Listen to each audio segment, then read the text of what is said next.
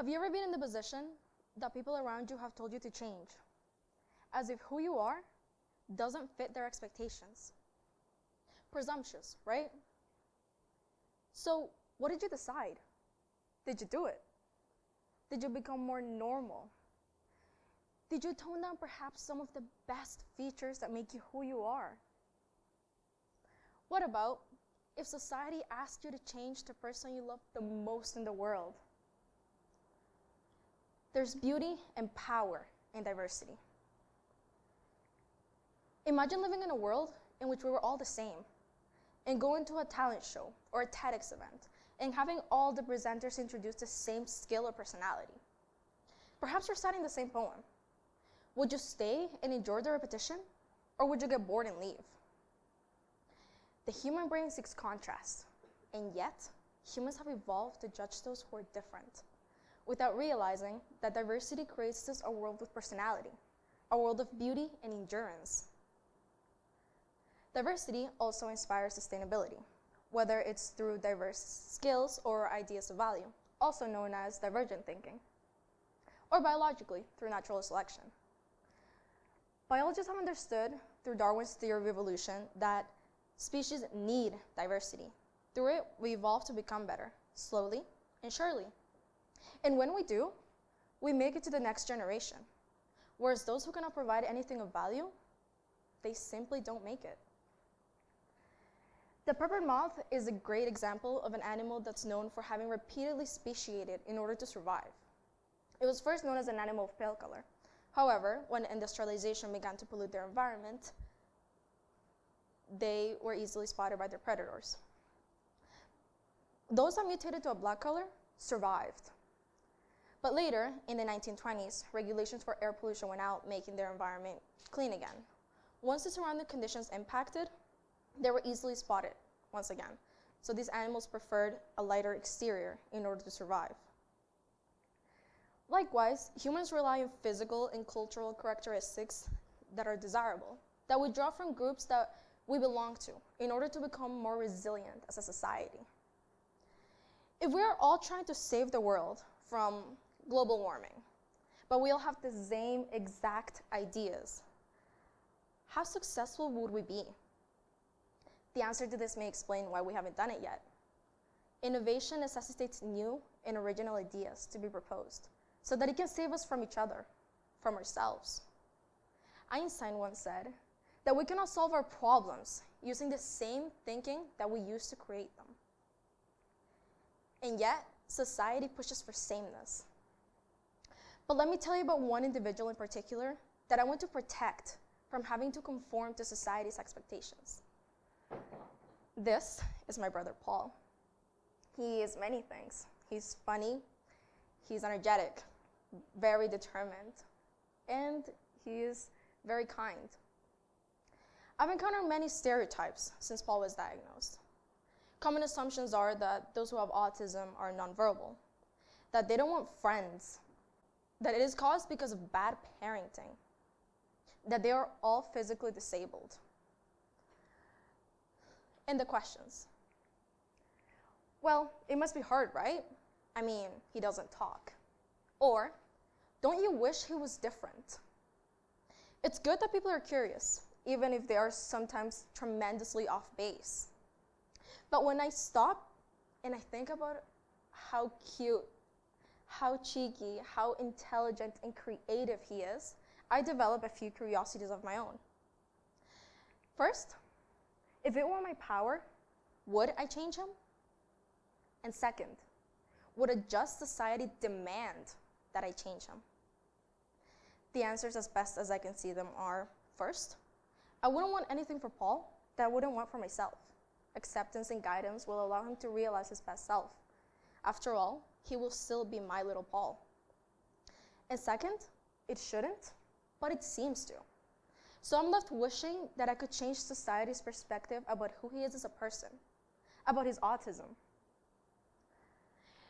By definition, autism is a spectrum of neurological disabilities involving difficulties with social relationships, communication, adjusting to unexpected change, dealing with hypersensitivity and anxiety, along with a preference for a different way of learning. It's a very complex definition, but in simple terms, autism is a mental condition present from early childhood, and it is characterized by speaking, socializing, and learning. We now understand that there is a wide spectrum of ways that this manifests itself. So, for example, some people might have physical difficulties, and such may show as seizures, sleep disorders like insomnia, ADHD, and anxiety. But these physical difficulties are much more likely to be present on people who have low-functioning autism, where compared to those who, through early intervention, demonstrate to have mild autism and or classified as high-functioning autism. And at the height of the spectrum, we have those with Asperger's syndrome, which is a type of mild or very high-functioning autism. And it is these that have a better chance of being independent and being a well-integrated member of our society. Now, Paul finds himself here. My brother is 6 years old. He's very adorable. Paul was diagnosed at the age of 18 months, and ever since, he's undergone intense therapies of every type. In other words, he is receiving support for things that he can find challenging. And sometimes he does the most extraordinary things. So over the summer, he assisted a pilot flying a plane. And for Christmas, he got a Lego Ferris wheel, which consisted of over 2,000 pieces. My cousins and I tried to build it for him because we thought that due to its many tiny moving parts, that it might be too difficult for him. After all, it's very easy to get frustrated. So we collectively spent about 7 hours trying, until eventually we gave up. Whereas Paul, with some guidance, he managed to finish more in 2 hours than 4 of us did in 7. It doesn't feel good to have your potential devalued or to be misjudged. And that's exactly what I find myself doing with Paul. Realizing this has led me to research and learn that, according to the Autism Research Center in Cambridge, historical violations for people with ASD go way back.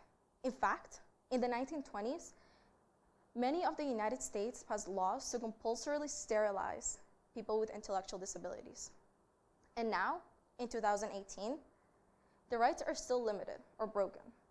Professor Baron Cohen states that although the UN has held annual meetings every year to talk about those with intellectual differences, society still holds them back from something as simple as human rights. There exists some sort of misunderstanding or a lack of value surrounding this population.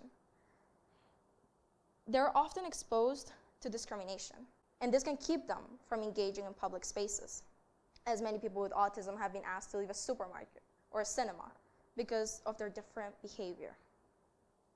So what does this mean for Paul? One time, I was at a toy store with my family. My mom and my sister wandered away, leaving Paul and I to look at some playhouses.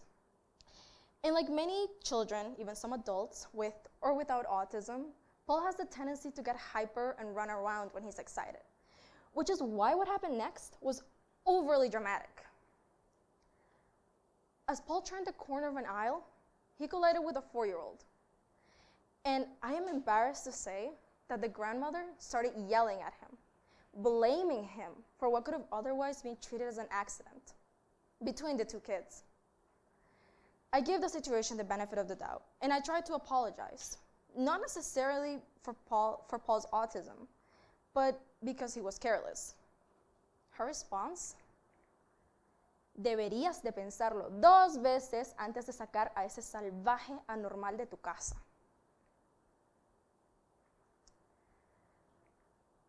In that moment, not only did I realize how much ignorance exists around these differences, but I also set out to improve this reality. Since September, I've been working in a therapy center for children who have ASD.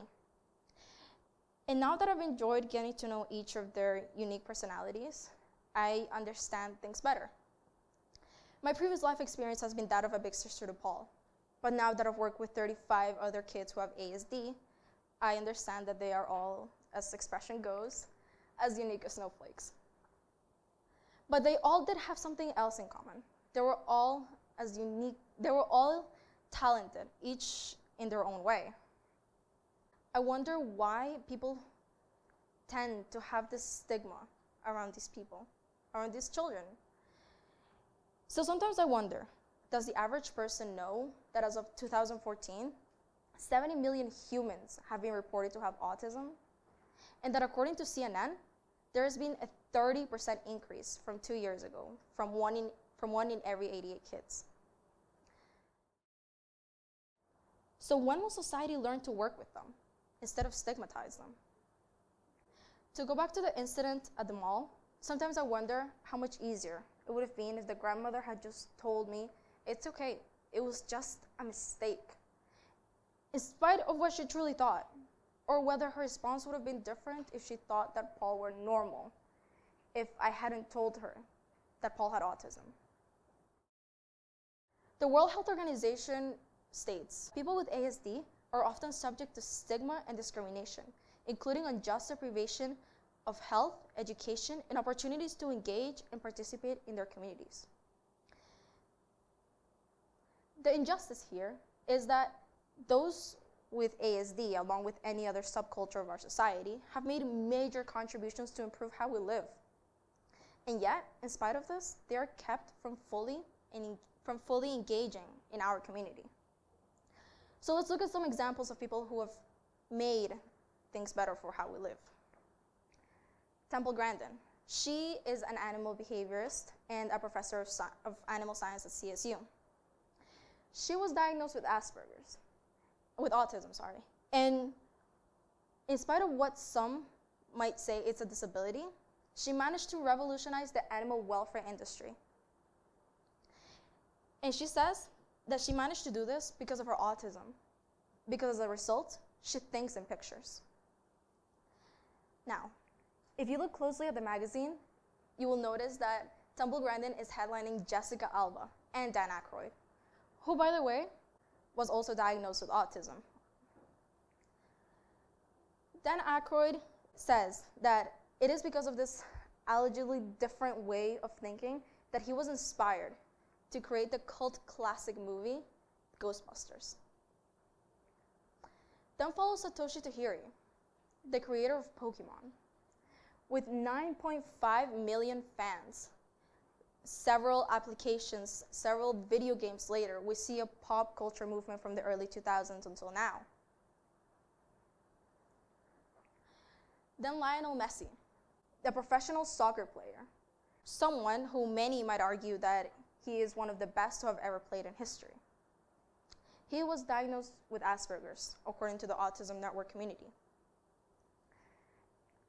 Additionally, it has been speculated that many extraordinary thinkers, such as Einstein, Christian Hans Andersen, Jane Austen, and Thomas Jefferson, had characteristics of autism.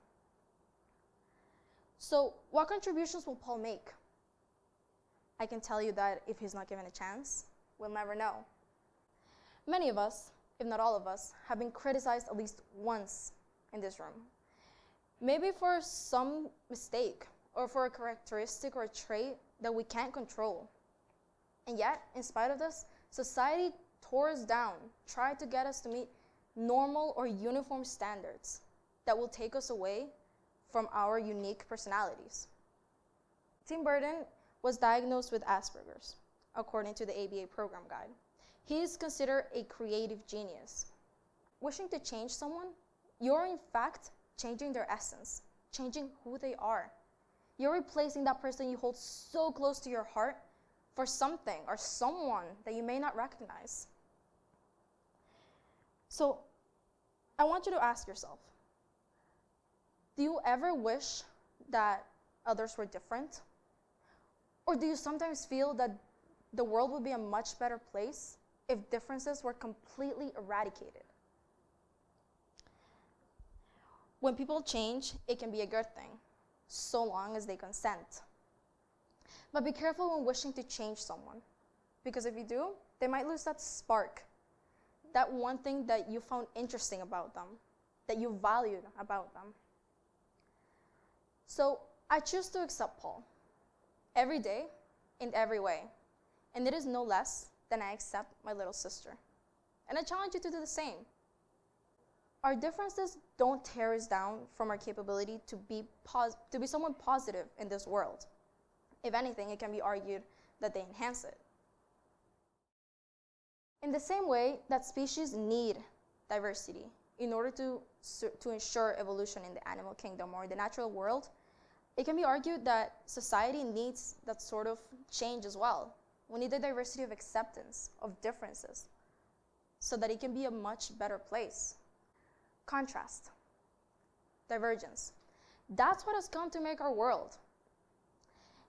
And in spite of that, differences are often rejected and sought to be corrected. But I challenge this idea because